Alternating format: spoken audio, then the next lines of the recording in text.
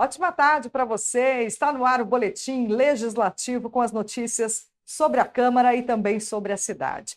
Daqui a pouco você vai ver um balanço da 35ª sessão do ano. Vereadores trataram de temas de interesse público. A gente mostra também a preparação dos católicos para o feriado de Corpus Christi e a tradição dos tapetes coloridos que enfeitam as ruas da cidade. Tudo isso já já. E a gente começa esta edição com um balanço da 35ª sessão do ano. Os vereadores analisaram vários documentos, inclusive um pedido de fiscalização sobre descarte irregular.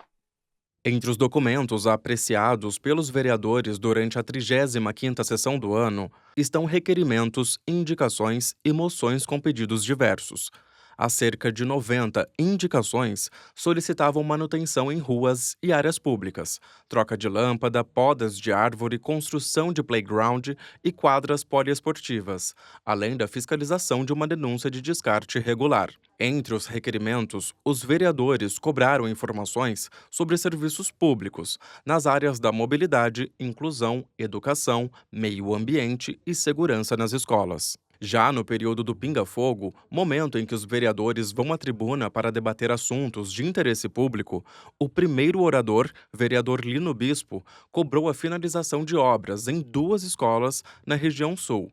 Segundo o parlamentar, cerca de 2.000 alunos estariam sendo afetados pelo atraso na construção dos trabalhos. Lino Bispo informou que uma nova licitação deve ser realizada para dar continuidade nas obras. Outro parlamentar, vereador Rafael Pascucci, usou a tribuna para agradecer uma honraria que recebeu da Associação Brasileira das Forças Internacionais de Paz, durante uma cerimônia realizada na Câmara. A premiação reconhece profissionais que se destacaram pelo compromisso nas funções. O parlamentar também parabenizou a participação da equipe do bairro Morumbi na semifinal da Copa Popular de Futsal. No tema da guerra na faixa de Gaza, a vereadora Amélia Naomi apresentou um vídeo com diversas manifestações pelo mundo pedindo o fim do conflito e proteção da população palestina. Segundo a parlamentar, mais de 50.000 pessoas morreram pelos ataques israelenses. Amélia também demonstrou apreensão de uma escalada da violência com os ataques contra o Irã. E os assuntos levantados pelo vereador Sena foram segurança pública e inclusão. O parlamentar comentou o lançamento da Frente Parlamentar da Segurança Pública na Câmara, que pretende reunir lideranças na área para combater a criminalidade. Sena também defendeu a aprovação do projeto de lei da própria autoria que prevê criar na cidade a Casa do Autista, um centro de referência multidisciplinar para atender pessoas com TEA. Quem também fez uso do período do pinga-fogo foi o vereador Marcão da Academia. Ele parabenizou atletas da cidade pelas conquistas em diversos campeonatos regionais e defendeu a realização de eventos esportivos como ferramenta de qualidade de vida e cidadania. As sessões da Câmara são realizadas todas as terças e quintas, com transmissão ao vivo a partir das 4 horas da tarde. Você pode acompanhar os trabalhos em plenário na íntegra no nosso canal do YouTube. Ainda falando sobre a Câmara, os vereadores da Comissão de Economia aqui da Casa acompanham de perto o processo do plano de demissão voluntária anunciado pela GM. A expectativa da empresa é que 520 funcionários aceitem a proposta. O plano de demissão voluntária da General Motors foi a saída encontrada pela montadora para evitar uma demissão em massa e manter o equilíbrio na planta industrial. A proposta garante que para cada trabalhador sem lesão que aderir, a empresa irá efetivar um funcionário temporário. Esse plano de demissão voluntária já era uma pauta do sindicato, que nós tínhamos votado com os trabalhadores já há alguns meses atrás. Em contrapartida, a empresa também fez outra proposta, que é a de flexibilização no que tange a cláusula que dá garantia de estabilidade no emprego. Aí que foi um impasse do sindicato. Todavia, mesmo o sindicato sendo contrário à proposta, o sindicato levou em conhecimento dos trabalhadores que foram aprovadas e, posteriormente, abriu esse PDV. Atualmente, a planta de São José dos Campos conta com mais de 3.000 funcionários. A fábrica hoje produz a SUV Trailblazer e a picape S10. Segundo a montadora, se mais de 520 funcionários aderirem à proposta do PDV, outro plano de demissão voluntária será aberto aos lesionados. O novo plano de demissão voluntária foi aprovado pelos trabalhadores da GM. O Sindicato dos Metalúrgicos, apesar de ter orientado os funcionários a votarem contra a proposta, respeitou a decisão da maioria. No nosso entendimento, o plano de demissão voluntária, ele ameniza o impacto social, né? E, inclusive, o trabalhador pode sair com um prêmio maior do que só as suas verbas rescisórias. Então, nesse sentido, o sindicato é favorável. Para este economista, professor da Faculdade do Comércio de São Paulo, a medida faz parte de um processo de reestruturação. Mesmo com bons indicadores de geração de empregos e produção industrial no país, as montadoras continuam ajustando os custos para se adequarem às mudanças de mercado. Como existe um pêndulo a favor da China, em que o custo da mão de obra e a tecnologia embarcada nos veículos e a produção, seja de chips, de alumínio, de todos os componentes do veículo, lá sai muito mais barato do que você produzir em terras nacionais ou terras estrangeiras. Então, por isso que o custo do produto ele é muito menor. E aí faz com que essas montadoras, que são muito mais antigas, né, montadoras europeias, GM, Ford, BMW, acabam tendo que buscar uma reestruturação, uma readequação da planta, da fábrica. O PDV também pode afetar diretamente a economia de São José dos Campos. A redução no número de trabalhadores ativos tende a impactar o consumo, a circulação de renda e o desempenho do comércio e dos serviços. A renda média, tá, de um funcionário da indústria, ela é superior à renda média do brasileiro em geral, porque a indústria ela tem uma necessidade de uma formação mais específica, um pouco mais de conhecimento tecnológico para poder operar máquinas, saber outros controles. São questões ali de um aprimoramento e que o profissional ele busca isso ao longo da carreira, da vida, né, da formação. E aí o que acontece? Isso prejudica a cidade, por quê? Porque a renda maior faz com que o consumo da cidade caia. A Câmara Municipal acompanha de perto a situação dos trabalhadores da GM. Para o vereador Gilson Campos, presidente da Comissão de Economia, mesmo sendo voluntárias, as demissões podem impactar negativamente o desenvolvimento da cidade. Sempre quando a gente fala de demissão, ela é sempre ruim para a cidade, porque é a economia que não vai gerar, é o desemprego, o comércio não vai tão bem, né? A gente sabe que na cadeia produtiva tem a consequência do desemprego de uma fábrica, né? Acaba afetando outros setores daqui da nossa cidade. O vereador destacou ainda que a Câmara e a Prefeitura devem adotar medidas para apoiar os trabalhadores afetados. A proposta sugerida é buscar ações de reinserção no mercado de trabalho a partir de cursos de capacitação e empreendedorismo. A pessoa vai estar assinando a demissão voluntária, ela vai pegar um recurso e o que fazer com esse recurso? Então a Câmara, juntamente com a Prefeitura, através de capacitação, para que possa orientar, né, fazer a orientação de que possa ser feito um comércio, abertura do comércio, como fazer, como investir. Então, se você não orientar e tiver um olhar para a economia no futuro, você acaba gastando o recurso e depois acaba ficando à mercê aí de uma nova possibilidade de emprego, né? Católicos da cidade se preparam para o feriado de Corpus Christi, a celebração que remete à primeira ceia, quando Jesus fez a partilha do pão e do vinho antes de ser crucificado. É aguardada com muita expectativa. A Eurides é católica há mais de 30 anos e participa das celebrações de Corpus Christi, aquela festa religiosa em que as ruas são enfeitadas pelos fiéis com tapetes coloridos para a realização da procissão. Nós somos divididos por pedaços do nosso tapete, né? E cada pastoral toma conta de enfeitar a sua parte.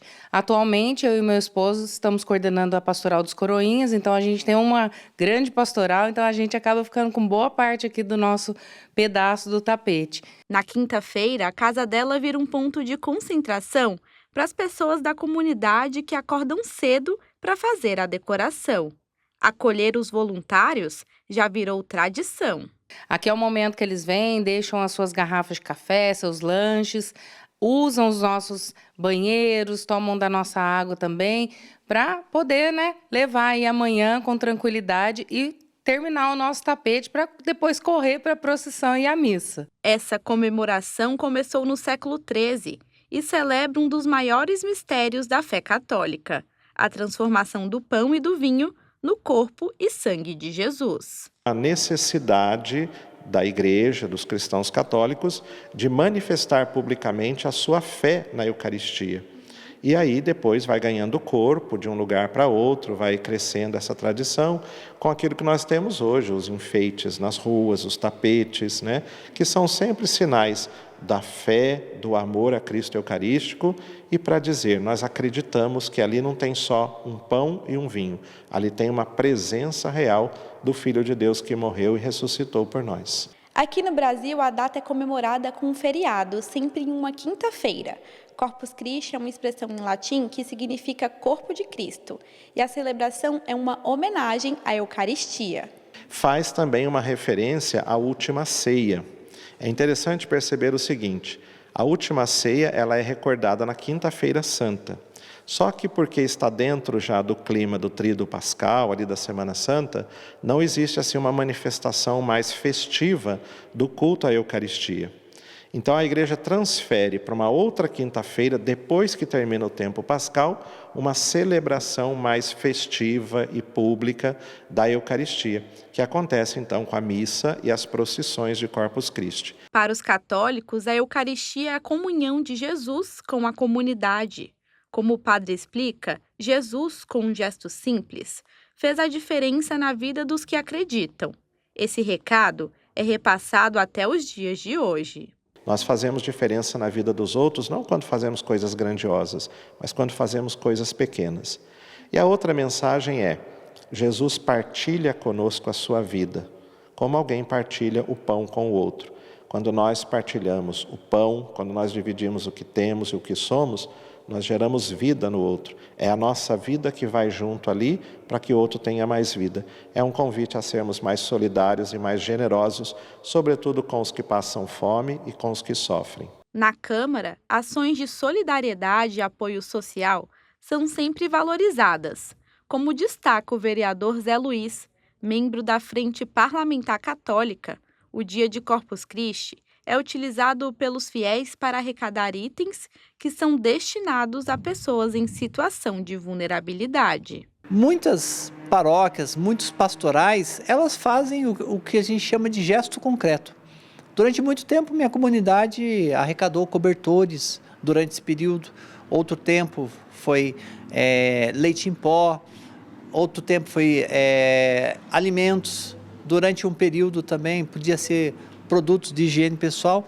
Então, além da expressão de fé que todo católico faz nesse dia, com certeza muitas comunidades também faz desse momento um gesto de solidariedade para ajudar os mais necessitados. Quem participa e vive essa festa todos os anos, como a Eurides que conhecemos no início da reportagem, aguarda a chegada da celebração mais uma vez. É um momento de estar junto com a comunidade e renovar a fé. E deixar um tapete bonito, né? Agradável aos olhos de Deus e aos olhos daquelas pessoas que também têm esse feriado, como ele realmente representa para a nossa igreja, né? Que é um feriado, que é um momento santo, que é um momento que a gente deve buscar a Deus nesse dia, né? Pois é, e uma tradição desse momento da igreja deixa as ruas da cidade bastante enfeitadas. São os tapetes de Corpus Christi. Então vamos conversar sobre esse assunto com o Bruno Castilho. Ele vai explicar para a gente o que significa essa tradição, né, Bruno? Tudo bem? Pois é, Francine, com o feriado de Corpus Christi chegando, né, a gente vai ver aí pelas ruas na cidade aqueles tapetes coloridos, sempre perto das igrejas, né, que já é uma tradição aí do feriado de Corpus Christi. Acontece em vários lugares do Brasil, em São José dos Campos também não é diferente. A gente está aqui na paróquia de Santana e vai conversar com o diácono Pedro para saber um pouquinho mais sobre essa tradição dos tapetes coloridos de Corpus Christi. Pedro, então como é que começou essa tradição dos tapetes coloridos de Corpus Christi? Os tapetes coloridos, eles se confundem com a própria história da festa de Corpus Christi. A festa de Corpus Christi é datada do ano de 1264, no século XIII. E ela começa com um grande milagre eucarístico ocorrido na cidade de Bolsena, próximo a Roma, próximo ao norte de Roma. E o padre Pedro, meu xará, que, duvidando da presença real de Cristo na Eucaristia durante a celebração de uma missa, viu-se na própria presença do Senhor, que transformou a hóstia fazendo com que dela gotejasse algumas gotas de sangue que empaparam todo o corporal. Então o Padre Pedro, querendo apresentar esse milagre ao Papa Urbano IV, que à época com sua corte residia na cidade de Orvieto, leva o corporal, que é aquele pano que fica embaixo da hóstia e do cálice durante a Santa Missa, à presença do Papa Urbano IV. Mas ele não leva este corporal sozinho, ele leva com uma grande procissão, da qual participaram santos muito conhecidos da Igreja Católica, como Santo Tomás de Aquino, unido a todo o povo. Essa foi a primeira vez que nós temos uma procissão eucarística, saindo da cidade, então, de Bolsena, dirigindo-se à cidade de Orvieto.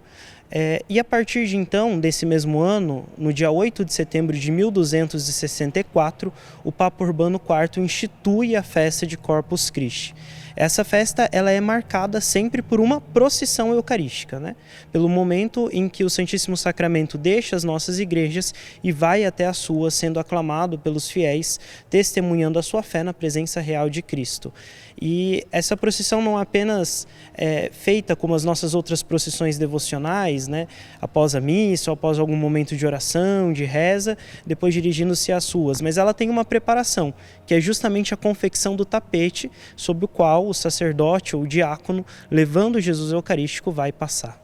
E como é que veio para o Brasil, né? Desde quando se popularizou esse tapete, né? Essa tradição de fazer esse tapete? Bem, como eu disse, ela se confunde com a própria história do dogma. Quando Pedro Álvares Cabral chega no Brasil, nós temos a celebração da primeira missa. É difícil falar que logo ali já se iniciou com toda a beleza e grandeza que tem hoje. Mas nós temos registros históricos que mostram por pinturas, por imagens, sobretudo a partir do século XVIII e XIX, essas procissões com os tapetes confeccionados no chão. Uma tradição que veio da Europa para o Brasil, mas aqui no Brasil ela ganha formas e contornos culturais muito próprios da nossa cultura, do nosso povo, da nossa gente. Haja vista, por exemplo, que as imagens que são confeccionadas no tapete refletem a experiência de fé. Se você pegar os tapetes fora do Brasil, a experiência de fé daquele povo. Os tapetes nossos, no Brasil, a experiência de fé do nosso povo, seus apostolados, suas pastorais, suas missões dentro da nossa realidade local da igreja. E de que material é? Serragem? Como é que pode ser feito esse tapete que a gente vê que é colorido? O tapete colorido, que é o mais tradicional, ele é feito normalmente de pó de serra, que é tingido com pelo menos uma semana antes da festa de Corpus Christi, preparado pelos nossos agentes de pastoral. Então ele é tingido e depois colocado no sol para secar. Também pode ser feito de areia. Em alguns lugares eles tingem a areia para preparar o tapete, mas o material mais tradicional é o pó de serra. E aqui em São José dos Campos, além da paróquia Santana, tem outros locais onde as pessoas também podem ver e até participar de certa forma? Olha, praticamente em todas as paróquias da nossa diocese é realizado o tapete, seja esse tapete mais tradicional, e aí se encontra em paróquias mais antigas, como a nossa, paróquias com mais tempo e mais anos de tradição, sejam também os chamados tapetes sociais, que não são desses materiais tradicionais, mas que fazem com que a comunidade realize um gesto concreto, por exemplo, com cobertores, com fraldas. Isso pode ser encontrado em praticamente todas as paróquias da nossa diocese. Você falou desse tapete social, né? Como é que também essa questão do tapete, né? De fazer o tapete e da participação popular, né? Como é que mexe com a comunidade de uma certa forma também? Eu acho que as duas formas de confecção do tapete mexem com a comunidade. Aqui na nossa paróquia de Santana, os fiéis acordam por volta das 4h30, 5 horas da manhã, para confeccionar o tapete que será utilizado na missa das 10 horas da manhã, na missa da solenidade de Corpus Christi. Mas mesmo naquelas paróquias onde é realizado o tapete social, há toda uma preparação de colocar o tapete no chão, de colocar o cobertor ou as fraldas, de um modo a aparecer algum desenho, aparecer alguma imagem que remeta à fé. Então, em todos os lugares, isso faz com que uma grande quantidade de fiéis ajudem nesse processo, desde aqueles mais engajados, que estão sempre nas atividades da comunidade, quanto aqueles artistas que se arriscam a vir participar de forma muito especial na solenidade de Corpus Christi. Bacana, obrigado, Diácono Pedro. Então aí mais informações, você aí que não sabia, né, da confecção dos tapetes, você que gosta de acompanhar, aqui na Paróquia de Santana vai ter também o tapete colorido, né, que todo mundo gosta de ver. E é isso, voltamos com você no estúdio, Francine. Legal, Bruno. Muito obrigada pelas informações. Fica lindo, né? Vamos saber como ficam as temperaturas durante esse feriado? Hora da previsão do tempo. A tarde desta quarta-feira permanece ensolarada, as nuvens aumentam à noite, mas sem previsão de chuva. A máxima é de 26 e a mínima de 12 graus. Na quinta-feira, o dia também será de sol, com o aumento de nuvens no fim do dia, mas não deve chover. A máxima esperada é de 27 e a mínima de 12 graus. E toda quarta-feira tem dicas de empreendedorismo aqui no Boletim, claro, sempre com a ajuda de especialistas do Sebrae.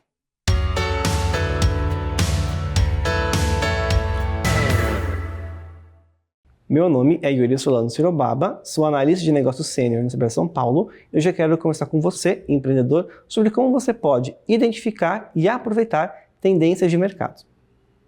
Nós podemos acompanhar notícias, relatórios, analisar gráficos, mas sem dúvida nenhuma, a principal ferramenta que nós temos hoje no universo dos pequenos e médios empreendedores para identificar as tendências, as necessidades do mercado, são os feedbacks dos nossos clientes.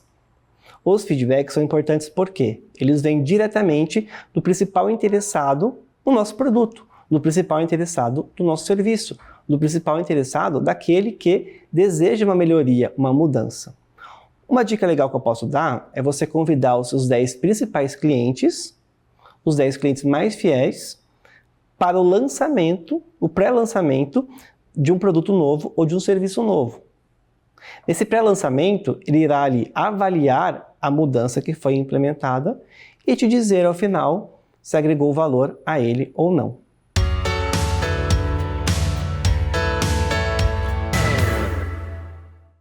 A doença de Parkinson deve atingir 25 milhões de pessoas no mundo até 2050. A estimativa é da Organização Mundial de Saúde. E uma das explicações para o número expressivo é o aumento na expectativa de vida da população. Os tremores involuntários fazem parte da vida da dona Fátima há alguns anos. O diagnóstico da doença de Parkinson veio durante a pandemia. De imediato surgiram os medos. Será que eu vou ficar na cama? Será que eu vou morrer logo? Daí fui procurar no Google quantos anos vive uma pessoa com Parkinson. Daí estava lá, vive de 10 a 20. A preocupação da dona Fátima reflete a angústia que muitas pessoas sentem ao receber o diagnóstico. Mas 4 anos depois, ela conta que continua firme. Tudo agora no meu tempo. Deu para fazer isso hoje, bem, não deu, fica para amanhã. E assim vai, assim por diante. Só não posso parar de fazer. Tem que continuar fazendo, porque o doutor falou, se você parar de fazer qualquer coisinha que seja, você trava de vez e daí já era. Parkinson é uma das doenças neurodegenerativas mais comuns do mundo. Fica em segundo lugar atrás somente do Alzheimer. A estimativa é que nas próximas décadas o número de novos casos tenha uma alta significativa. Até 2050, a doença deve afetar 25 milhões de pessoas no mundo. De acordo com a Organização Mundial da Saúde, a condição deve se tornar a segunda principal causa de morte global nos próximos 15 anos, superando o câncer. Esse neurocirurgião especialista em doença de Parkinson explica que a hipótese mais acessível é que isso seja uma consequência do aumento da expectativa de vida da população. A doença aumenta a prevalência com o aumento da idade. E nós estamos, o mundo todo está envelhecendo de forma rápida e a expectativa é que acima de 60 anos, 1% das pessoas desenvolvam doença de Parkinson. O principal desafio para um cenário como esse é o fato do Parkinson ser uma doença idiopática. Isso quer dizer que a causa ainda é desconhecida pela ciência, o que dificulta até mesmo o diagnóstico precoce.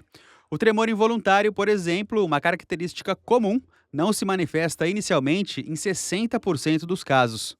Mas o médico esclarece que, com os avanços da medicina, é possível ter qualidade de vida hoje em dia. A gente consegue levar a vida da pessoa por muitos e muitos anos, décadas. Eu tenho pacientes com 30, 40 anos de doença e que estão aí vivendo, levando a vida dele. Então,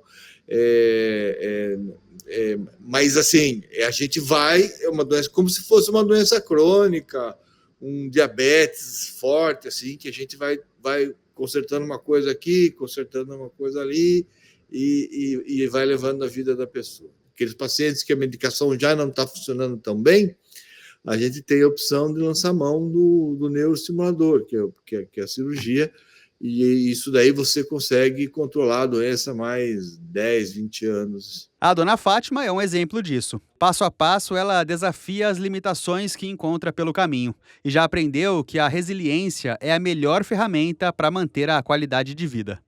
Tem que aceitar e tentar fazer o melhor para viver, para ter uma qualidade de vida melhor. Minhas filhas convido para passear, tô indo e por aí vai. Não fico parado dentro de casa, não. Se você está em busca de um emprego, o PAT tem vagas abertas nesta quarta-feira. Vamos ver na agenda de serviço. O posto de atendimento ao trabalhador de São José dos Campos tem oportunidade de emprego para ajudante auxiliar de bar, ajudante de churrasqueiro, ajudante de obras, apontador de obras, atendente balconista, atendente de lanchonete, auxiliar de cozinha, auxiliar de feirante, auxiliar de limpeza, auxiliar de manutenção de edifícios, auxiliar de padeiro, auxiliar de pedreiro, auxiliar de planejamento, auxiliar de serviços gerais, balconista de açougue, barman, carpinteiro, caseiro, churrasqueiro, corretor de imóveis, eletricista, eletricista de instalações de veículos automotores, eletricista montador, empregado doméstico diarista, empregado doméstico faxineiro, empregado doméstico nos serviços gerais, garçom, gerente de loja e supermercado, marceneiro de móveis, mecânico de auto em geral, mecânico diesel, montador de andaimes, motorista de caminhão guincho pesado com munque, operador de caixa, operador de escavadeira, operador de máquinas de construção civil e mineração, operador de teleatendimento ativo, pedreiro, pintor, promotor de vendas, recepcionista de hotel, repositor de mercadorias, retificador de motores de automóveis, servente de obras, soldador, técnico de instrumentação, técnico de materiais, técnico de suporte de TI, técnico em eletrotécnica, técnico em farmácia, teleoperador ativo, tubista, vendedor de consórcio e vendedor interno. E ainda a vaga para pessoa com deficiência no cargo de ajudante de obras, operador de teleatendimento ativo. Para se candidatar é fácil. É só comparecer ao PAT levando o RG, CPF, carteira de trabalho e o cartão cidadão. O PAT fica na Praça Afonso Pena, número 175, no centro. O Boletim Legislativo de hoje termina aqui. Muito obrigada pela companhia. Não se esqueça que todo o conteúdo está disponível no nosso canal do YouTube TV Câmara SJC. Um ótimo feriado para você. Tchau, tchau.